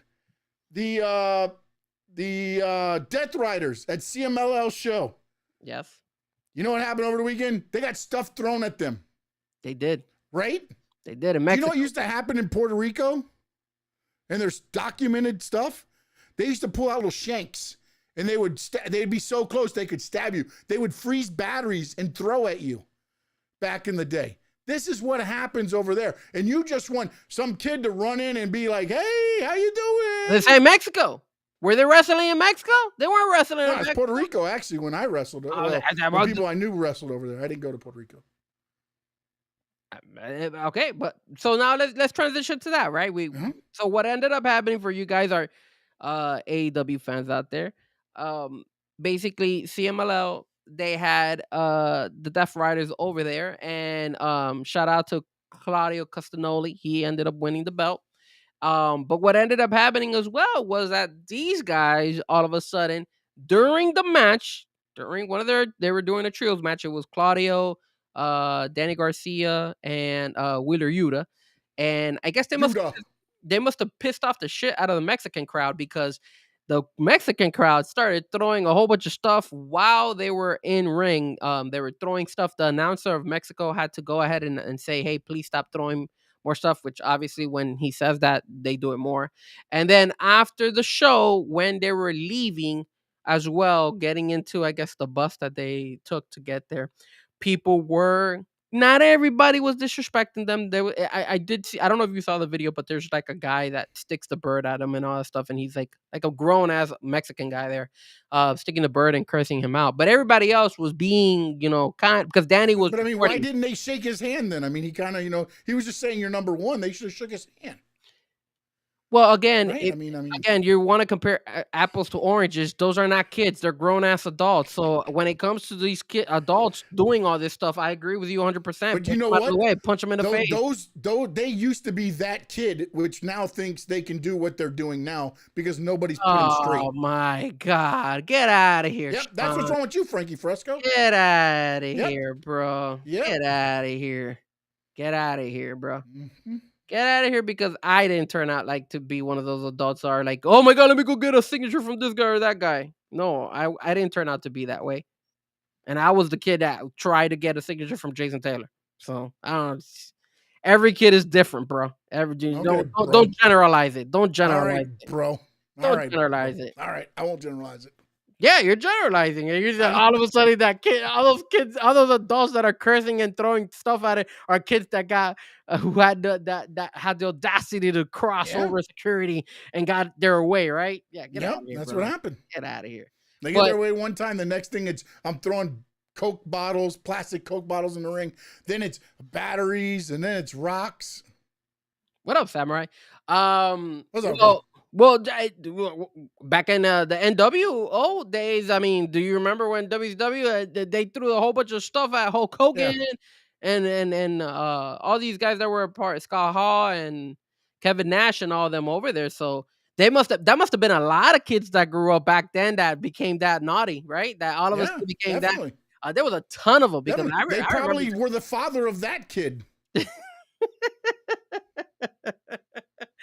You're a joke. You're funny today. No, You're funny today. It's just not like, I mean, there's times where you can throw stuff in. I mean, a lot of the NWO stuff, they used to put the NWO paper on the seats. So then, of course, when they come out, what are you going to do? You're going to crumple it up, you're throwing it at them. They fill up the ring and things like that. You know, I mean, there's always times where there's there. But the problem is some people take it too far. Like I was saying, they used to freeze batteries and throw them at guys. There's there's a lot of, back in the days, way before my time, there were people, and that would, get, knives and other crazy ass shit that would happen.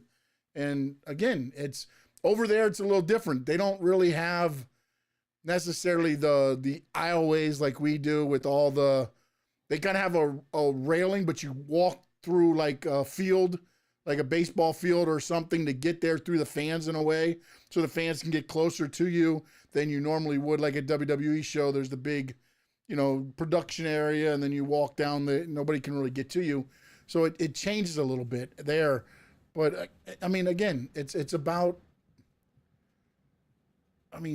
being respectful. I mean, I get it. But the other thing is, like, how did they make you that mad the first time they've shown up there to where you're already throwing shit at them? Like, my God, what were they doing to those people? Well, that's another thing we got to look at as well, Sean, because I asked a question on our topic, was that, is it safe for the wrestlers to go ahead and travel to these places? And the reason I said, is it safe, is because if you're starting to notice, WWE and AEW have a lot of their wrestlers do these cross promotions, especially now in Mexico. And what are they doing? They're giving the belts to their American talent. So but are the Mexican I don't know fans about pissed about AEW, that? but WWE sends their security guys. There are security guys there with the talent. Like what happened in Paris, the first one, somebody left the room early and everybody flocked, and then after that you saw everybody with security getting walked. So WWE does that. I'm pretty sure AEW probably got a security guy that they have maybe go with them. But again, when you're bussing in and you're doing all that stuff, I don't know how you're going to be able to control that environment. And that's the thing, is like, but again, you can't stop it because you've made commitments to CMLL, AAA if you're WWE, so you've got to see those commitments through. The only thing that I think, if I'm Tony Khan, if I'm Triple H and some of them guys, like, look, we have our security in place, but you guys also need to make sure that the stadium security or whoever you're hiring understands, like, it's not okay for them to throw stuff. Like find the people or whatever and get, especially if it's, something that could, a frozen, the thing, it's easier, bottle or something. It's easier. So. It's easier said than done in the States, because then when you go to our countries, right? If you do that, I'm pretty sure if you have a wrestling match. I mean, look, you said when you were in Puerto Rico and stuff like that, people were in Puerto Rico, not myself. They were telling me the stories. Oh, okay. But you've traveled outside, right? When you wrestled, I went to Peru. I went to Peru. Okay, when you went to Peru, how was the crowd over there in Peru? Were they aggressive at any point in time? They were pretty respectful, but also the organizers did not. The only time were the meet and greets where we were really like compounded with at the shows. They had it pretty sectioned off to where they weren't as close to get to us. So the organizers did a great job of that. Okay. The chaos happened when we did a press conference and then we tried to get out and they had everything blocked, and things like that. And then also the other thing that got out of hand was when they found out, the hotel we were at or whatever, and then, it turns into what it is, and we're not even on that level. So think about that. Like, that's the weird part. And at the time, I was brand new into the stuff. So, but yeah, it's one of those things. And there's other incidences that happened, but for the most part, I thought they organized it well, as far as for that trip. Now, again, in Puerto Rico and things like that back then, they were trying to pack as many people in to have that big card and everything else. And again, money talks. So they're trying to pile 50,000 people into a 47,000 seat stadium. So now what do you got to do? You got to have security walk you through the mass of people to get to the ring. Anything can happen at that point. And question, let me ask you this as well. Don't you think the fans, the Mexican fans, kind of have the right to be upset if they're seeing that all their wrestlers are losing to all these American wrestlers all the time? No, because they're happy. Vikingo, look what happened. He lost to Dom. Dom is over. Like, I mean, I think it would be, if it was force-fed, maybe. Let's say, for example, Ethan Page and Chelsea Green. You think the fans are happy because they have the mixed titles? I don't think they would be happy of that. I think they're happy because they're WWE. They see them on WWE TV, and they have their belts. Now, again, I don't know enough about the mixed part of it. Like, I don't know, but I know, with what they're doing with Vikingo, now they're turning them heel, and it's actually turning into a whole thing. And actually, people are starting to like Vikingo again. Yeah. When they hated him. Yeah. Now they're starting to cheer him, and they're hating Dragon Lee. So now Dragon Lee, the WWE guy, is turning into the heel guy. And Ray, it's a whole different type of crowd, because that's funny. They don't like being force-fed things. And they were being force-fed Vikingo, and they wanted on I almost said Andrade. They wanted Alberto Del Rio. It did. And then it was like, oh, now you're trying to force this guy to us. We're just gonna boo him. We're gonna not support. Well, him. let me ask you. They went to Dom and they blew up. Since then, it's been good. Let me ask you something. You just sparked my light bulb.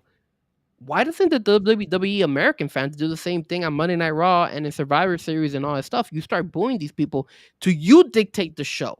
Kind of like what happened with The Rock. Happened. The WWE fans are conditioned. No, not true. Because not true, because remember when The Rock and Cody whole situation happened, that whole situation flip-flopped because of the fans. The fans boycotted. Yeah, but it wasn't the fans that were going to shows. It's the fans that can't go to shows on social media that switched all that.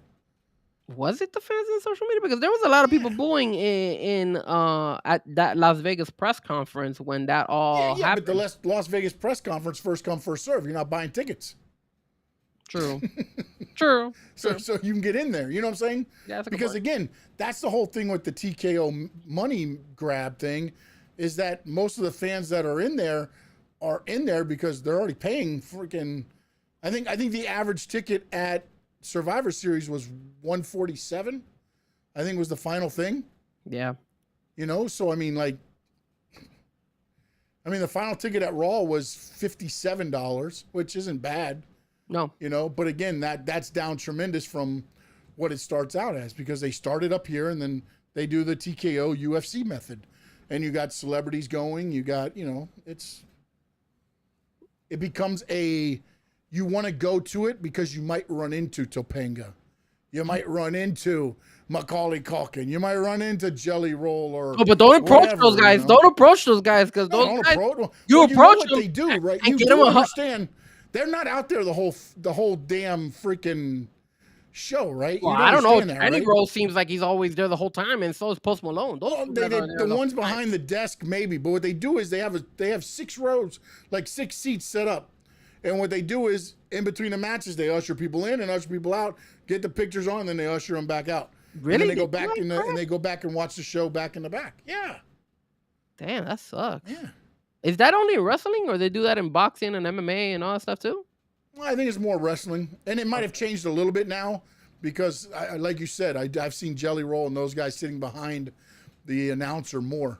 now, but it used to be a thing where they would, like when they came to University of Miami, Yeah. The Rock would come out and do his thing, and they'd have canes in the front row, and then when it was done, they'd all go get out, walk around, and back out of the stadium, back to the back, and then they'd bring out somebody else, and then the next segment's like, hey, look who's here in Miami, and it's like, okay. Oh, interesting. All right. Interesting. All right. All right. So let's talk about our last topic of the night. Yes. And this is interesting because Sean, something happened, and so I got this topic because it was kind of there was a comment. So there was an interview. Aaliyah was interviewed on the CJ Perry podcast, right? Mhm. And I want to check. I'm gonna try checking one more time to make sure, but it looks like CJ Perry took down that video, that interview. So I'm curious. Yes, she did. So if you go to her actual her actual YouTube channel, she had the interview with Aaliyah, and then all of a sudden it's gone. So I don't know what happened. I don't know if maybe somebody said something, but one of the things that was spoken in that interview was that when she was wrestling, right, in the WWE, um, she was getting a lot of fans cheering for her, and fans were excited to see her and everything. But when she left the arena, or when she was backstage, and she would go into social media, she would start seeing all these social media bots attacking her, saying bad things about her, saying that she sucks and that they don't want to see her and all that stuff.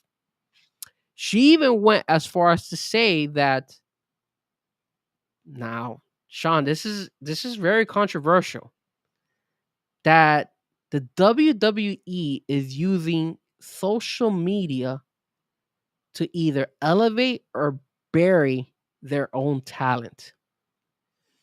I think that's one of the reasons why she might have taken that interview down. Yeah, definitely. If that was said, yeah. If it was said that way, So, yeah. She Because definitely there's said no that. way to, And remember, like, CJ Perry was there, and so was Rusev. Rusev was on that. He wasn't on that interview, but he later gets interviewed mhm. as well. So obviously, CJ Perry is married to Rusev, and Rusev is a WWE superstar. So I'm pretty sure they probably tapped Rusev's shoulder and said, "Hey, tell your wife to take this crap down, man. That's not good." So Sean, controversy here. Do you agree with that statement? Is the WWE using social media to elevate their talent and to actually the crazy part, to pretty much bury them if they don't want them anymore? I mean, the thing is, though, like, we've seen if they don't want you, they just cut you. Why do they need to bury you on social media?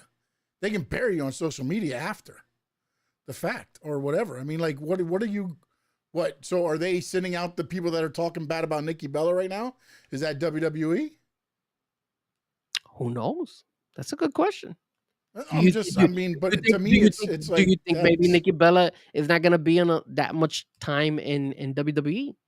Maybe I they're think this is much to do about nothing. Like, I mean, look, there might have been a writer that hated her that might know somebody in social media that could make a bot, and every time it posted, it went on her. Now, I'm not putting that by anybody or anybody that could do that, but to say that WWE went out of their way to undermine her or any other talent, like, it just doesn't seem like the company would do that. Now, would somebody inside the company do it? Possibly. Could you rub somebody the wrong way and they're like, okay, well, let's see you succeed. Okay. Like, now I could see something like that. But to say the company does it, I think is. Well, do you think it was done when Vince McMahon was running the show? Because I can understand. Because, I mean, I think Vince would just fire you. If he didn't want you, he's just gonna cut. Like, why? Oh, your social media people are down talking you. Oh, you're fired. No, he just fired people just to fire people. No, because but he could. But what I mean is, like, so when they mean by bury them in the sense of like, hey, I'm gonna fire them, But before I fire them, I'm gonna bury them in social media. That way, when we fire them, they have absolutely no shot of succeeding anywhere else. Yeah, but And see, even if that's they the go, problem and is even if they go it, to our competition, they're gonna fail in the competition because we don't want the competition to succeed either. Using one of the people that we just let go. yeah, but see, that's the problem is there's, I mean, the funniest thing about wrestling is what Vince used to say, what Eric Bischoff says, everything else. There's no bad publicity. If they're talking about you, that's what you want as a wrestler. Whether they're talking bad about you, good about you, I can give two shits. Guess what? You're talking about me. I got impressions. I've got people, whatever, whether they're bots or whatever, they're on social media and talking about me. There's no bad, but like, what are they bearing you? What? Oh, she can't wrestle. Okay, that's your opinion. There's 20,000 other tweets, whatever it is, that says I can. You're gonna have your, your good and your bad. I mean, I don't know whether, like, what are you bearing? Like, Tony Khan has his own eyes. If he wants somebody and he thinks they can make you money, he's gonna sign you. Just like with VKM. If he thought you could make him money, he's gonna bring you in. If he didn't, or he used you up, you're out. It's that simple.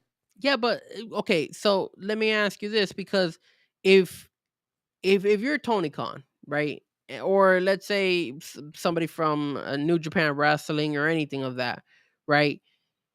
You're looking at talent, and the first thing you're gonna focus on is on social media, right? Because it's kind No, of like you're when not. No, you're not. you No, you you're you not. you you are, because nowadays You're you not.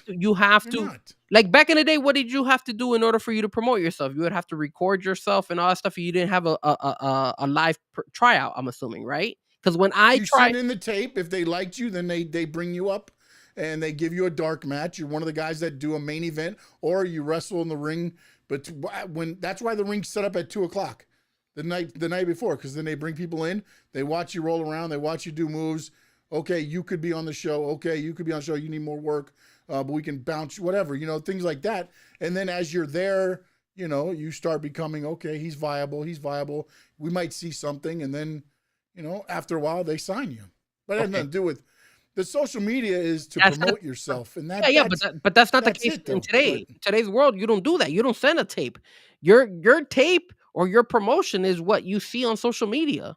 That's the no, it's reality not. truth. No, it's not, bro. No, it's not. Come on, Sean. No, Come it's not. on. It's It not, bro. is. It It's is. not. It's not because I can cut and edit a best of me wrestling, and Tony Khan's gonna sign me because he sees all the No, best of. no, but No, that's what I'm he'll saying. There's but no no. he'll give you a tryout and be like, oh, No, this guy's not. these guys see, they have guys on cards, guys and gals are on cards scouting for them.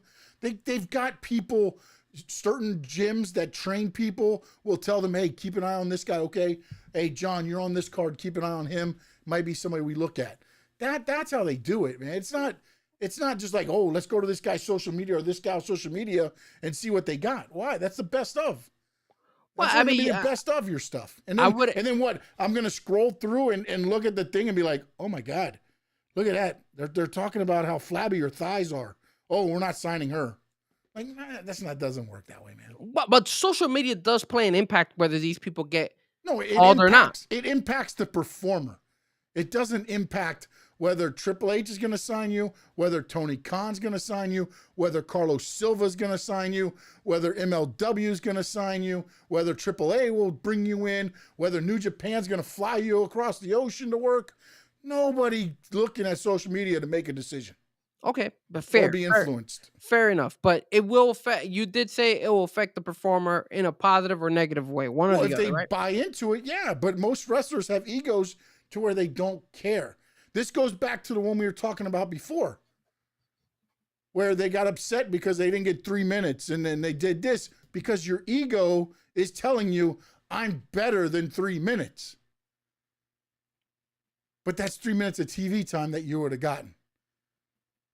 Again, you let your head get filled up because on social media, you feel yourself as a star because you have stuff showing NXT and WWE, and now AEW is only going to give me 3 minutes? No, I'm too good for that. No, that's ego. That's ego. So you don't. So that comment you don't agree at all. that WWE or even any other big wrestling company. I mean, WWE is the biggest one, so Yeah. that's why we're Now, using. I'm not going to WWE. say like a writer or somebody that had a vendetta against her couldn't have, known somebody that can create a bot and do that. But I just don't think like Triple H or anybody up top is like, you know what? Aaliyah's getting a little bit too big in her head. You know what we do? Let's create a bot and let's put it on social media, and every time just run her down. And what about the elevating part? I mean, that's what you get when they do all the WWE stuff, right? What do you mean? Dom and Liv coming back together, pinning Cena. It gets put out on WWE. WWE NXT, Javon Evans, showing up to take on Gunther. That was posted on WWE NXT to elevate him in the NXT level from there. And again, that's under WWE. So yeah, that's elevating. So when it comes to social media, you do agree that WWE does use social media to elevate, but not the company itself does not use social media to bury their own talent. I find it hard to believe that somebody sitting at the top of the ladder going, we need to bury Aaliyah, get a bot, and put it against her social media. Gotcha. I feel like that's now, if there's a quote unquote, another wrestler or a writer or a crazy obsessed fan. I'm not saying that there weren't bots and she doesn't have a point, but I don't think WWE goes out of their way to be like, okay, create a bot and bury them. Let's go. I don't know, man. Think about this. Let's think about this, Frankie Fresco. Do you know what the #1 show on USA is? SmackDown? Huh? SmackDown? Nope. I don't know. But it is Braun Strowman's full menu. Give me the full menu or whatever. Yeah. Have you seen WWE promote that? Not at all, dude. Okay. I mean, they promoted it a little bit. Bury it? Yes, they did. No, they didn't. Yes, they have. No, they didn't. You know why they didn't bury it? Can I tell you why they didn't bury it? Go. Because who owns the name Braun Strowman? Well, WWE. Okay. Yeah, but they weren't they didn't they announce that they were gonna go 3 hours on SmackDown now? Because they were saying that they wanted to get rid of that. That was the way they were gonna get rid of Braun Breaker. No, because the episodes are over. They're not going until the show's over. There's only so many. They only had so many in the can. Yeah, but then why wouldn't you all of a sudden do a season 2 for it if it were having Braun such a Strowman success? doesn't exist anymore. Well, that's true. That's a good point. That's a good point. Yeah, that's a good point. They're not gonna do another show because he's not no not longer Braun Strowman now. Now, if they do it and they bring him out as himself or whatever, or Braun Strowman, they reach an agreement and then he can come back as that. But again, that's what I'm saying. Like they're not gonna sit there and necessarily because they don't know when they're gonna CM Punk. They just don't mention you.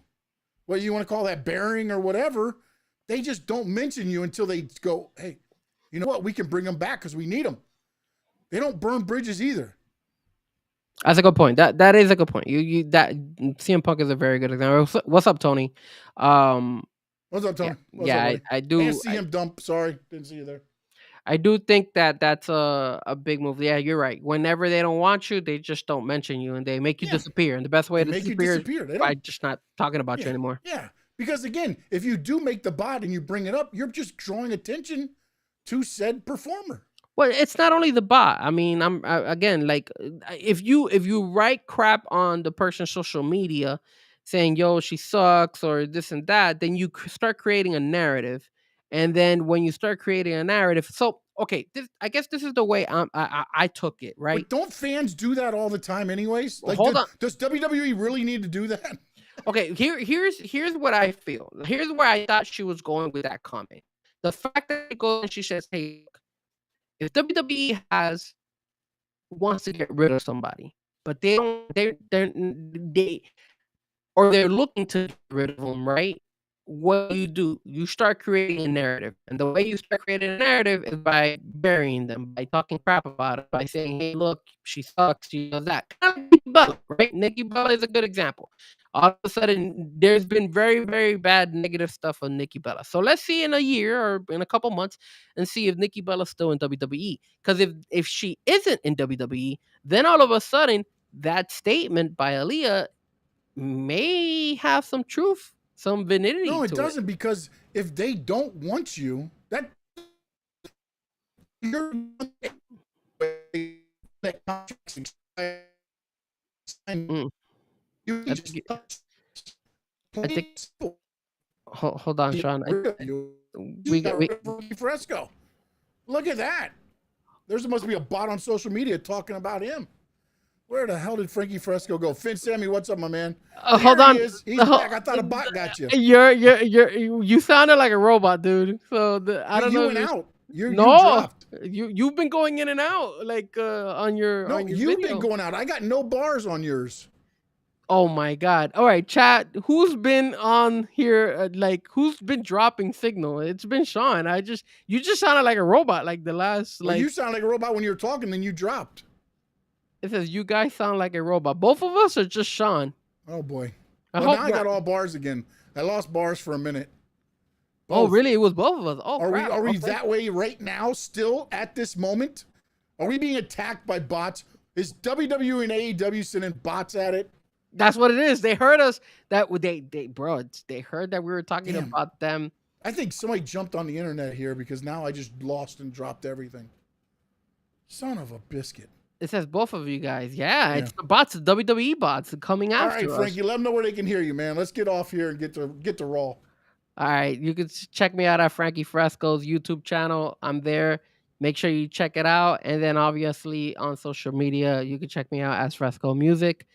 And don't forget to tune in every Wednesday on the... Oh, I could hear myself. Awesome. And don't forget to follow and watch the Cameo Mix show every other Wednesday night. And if you don't catch it, you could catch the replay on my Mixcloud. All right, you can catch me at SS_Sports Talk on X. You can catch me at Stanley Media House everywhere else. Stanley Media House Network on YouTube. Hit the subscribe, hit the notifications, and check me out. South Florida Sports Unfiltered. I think we're going this Friday. This Friday at 7 to talk about them Canes, baby.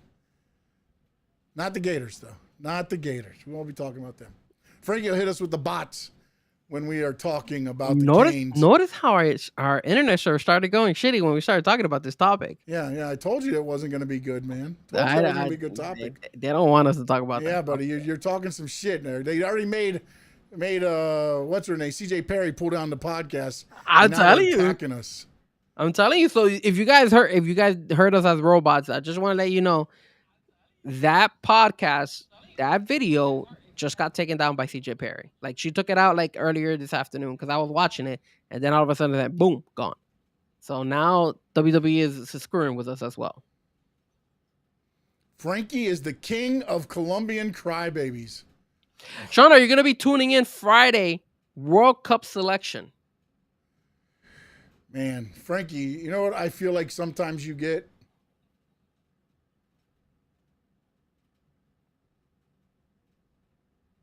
Did I lose you again? No, I'm still here. Oh, okay. All right. You know what I feel I get sometimes, man, on I this know. show? I know what you're going to do. That just throw it out there already. Emotional damage.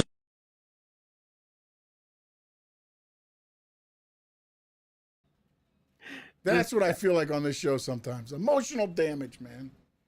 And he froze on the screen. I couldn't get the screen to work. They Should have been better times, man. These bots are getting one last thing, Sean. One last thing. Go ahead. And yes, I will be there Friday for the World Cup selection for the United States to get into the group where they can make it to the next round. You know that Memo lives in the United States and he doesn't even support the United States? He supports Argentina, but even if Argentina is not playing the United States, he doesn't support the United States. Can you believe that? Does that make any sense to you? And you're living in the United States. Makes absolutely no sense. Keep talking crap, Memo. So then here we go, sir. The post, the goats flyer. You have all the goats there.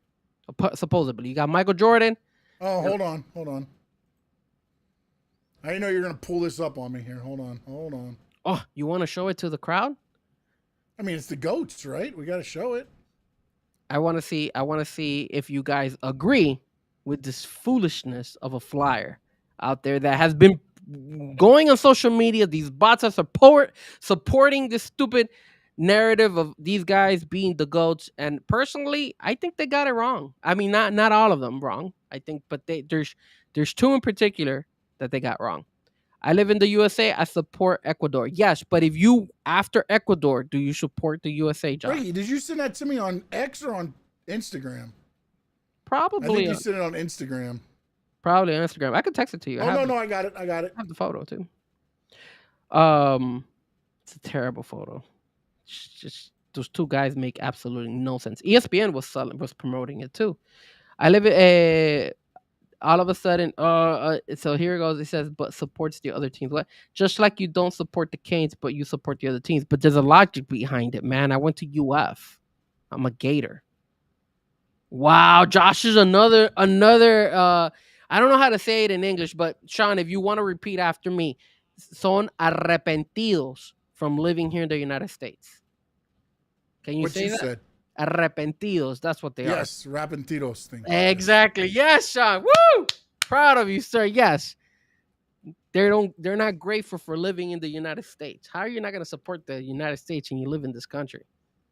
I mean, I get it. Ecuador's number one, Argentina's number one for you, but then what about the United States? Like, that makes no sense. They regret living in the US? Of course they do. Because Finsami, talk to me, Finsami.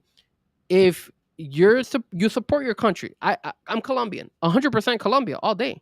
But then all of a sudden, if Colombia is not playing the United States, who am I supporting? Well, I'm going to support the United States. I live in the United States. I'm going to live.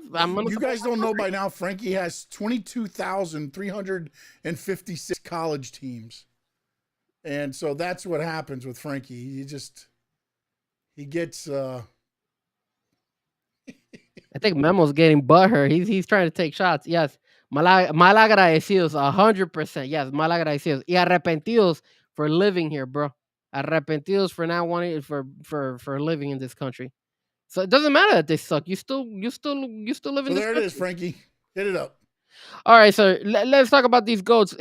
Obviously, number 23, Michael Jordan, is 100% a GOAT. Nobody can come close to him. When it comes to the tennis player, Roger Federer, all day he's a GOAT. One of the GOATs out there, destroyed Pete Sampras's record, destroyed. I mean, even though Djokovic is starting to catch up on it, but Nadal was a good second place right there. But Roger Federer is the GOAT. Number 12, I hate him with a passion, but let's keep it real. He's the GOAT when it comes to quarterback. Tom Brady, baby. Now let's talk about the two asterisks, guys. The two people that don't deserve to be GOATs on here. All right. And Sean, you tell me, sir, which one do you feel we should talk about first? Because when you look at the soccer side, Mr. Lionel Messi should not be there as a GOAT. As a matter of fact, as a soccer expertise here, it should be Pelé. Pelé is number one in soccer. He won multiple World Cups. That's the reason why. Messi just won one. So Pelé should be in this photo, not Lionel Messi. And even if you want to go an extra step, you could actually say Diego Maradona deserves to be there as well than Messi. But then this is a wrestling show. So they have the audacity to put John Cena, and they've been selling us this crap that he's the GOAT. Come on, man. We know that there's plenty of other wrestlers out there better than John Cena.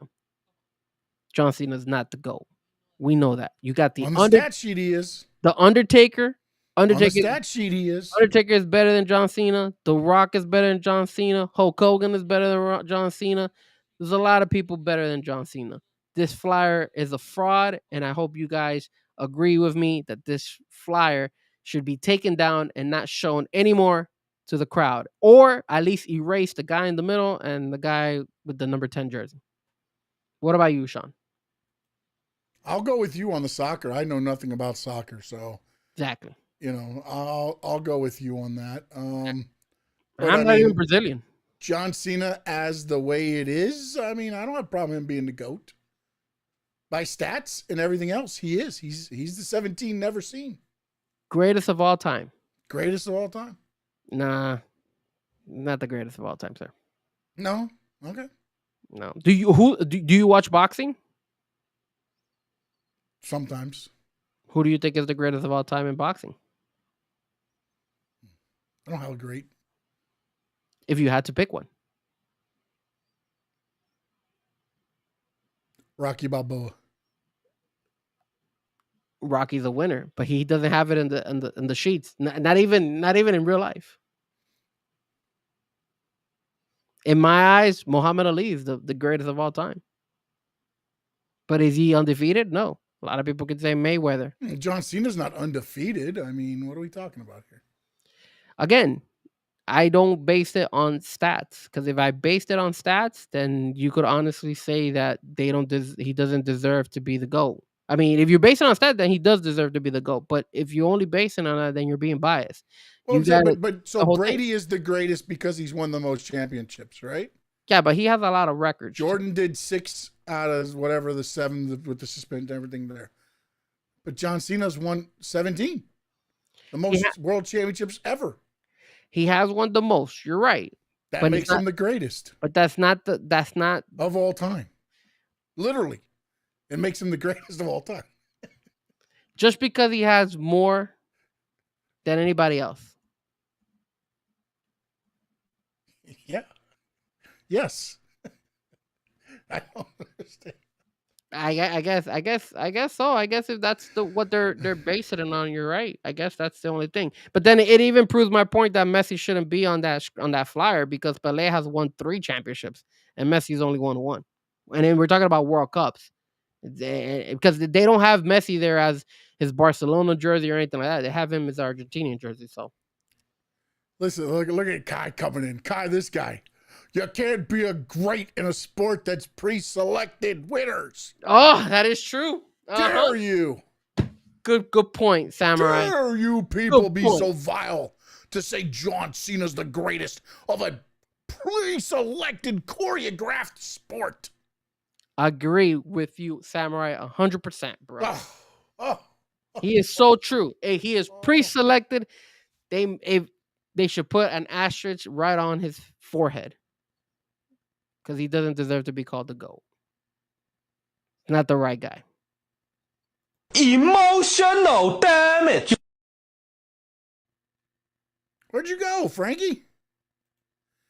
Hold on, wrong one. Sorry, there we go. Now we're back. There we go. Jesus Christ. I'm starting to think that this producer is struggling out here, bro. What's going on, Sean? Dude, they got bots coming at me on my X. I'm looking at X right now. We're being talked about. Jesus Christ. We better end the show, because if not... Yeah, we should have ended the show probably before we started talking the greatest of all time. That's not a good flyer. So you guys, I hope you guys understand the reasoning behind it, that John Cena shouldn't be there, and neither should Messi. If you're basing it on statistics of who's won the most, then yeah, Michael Jordan, Tom Brady, and I guess Roger Federer, but I don't know if he's won the most. I thought Djokovic passed him already, but I could be wrong. Yeah, I mean, tennis, I don't understand how come there's not a baseball player there, you know. You can't put a baseball player. I mean, you got to put the one who won the most. Boxing, whoever you won put Shohei Ohtani on there. You cannot put Shohei Ohtani. He hasn't won the most. That's why I didn't put him on the thing. It doesn't matter. He's the greatest of all time. He's done stuff nobody else could do. Statistically, he has not done what other guys have done.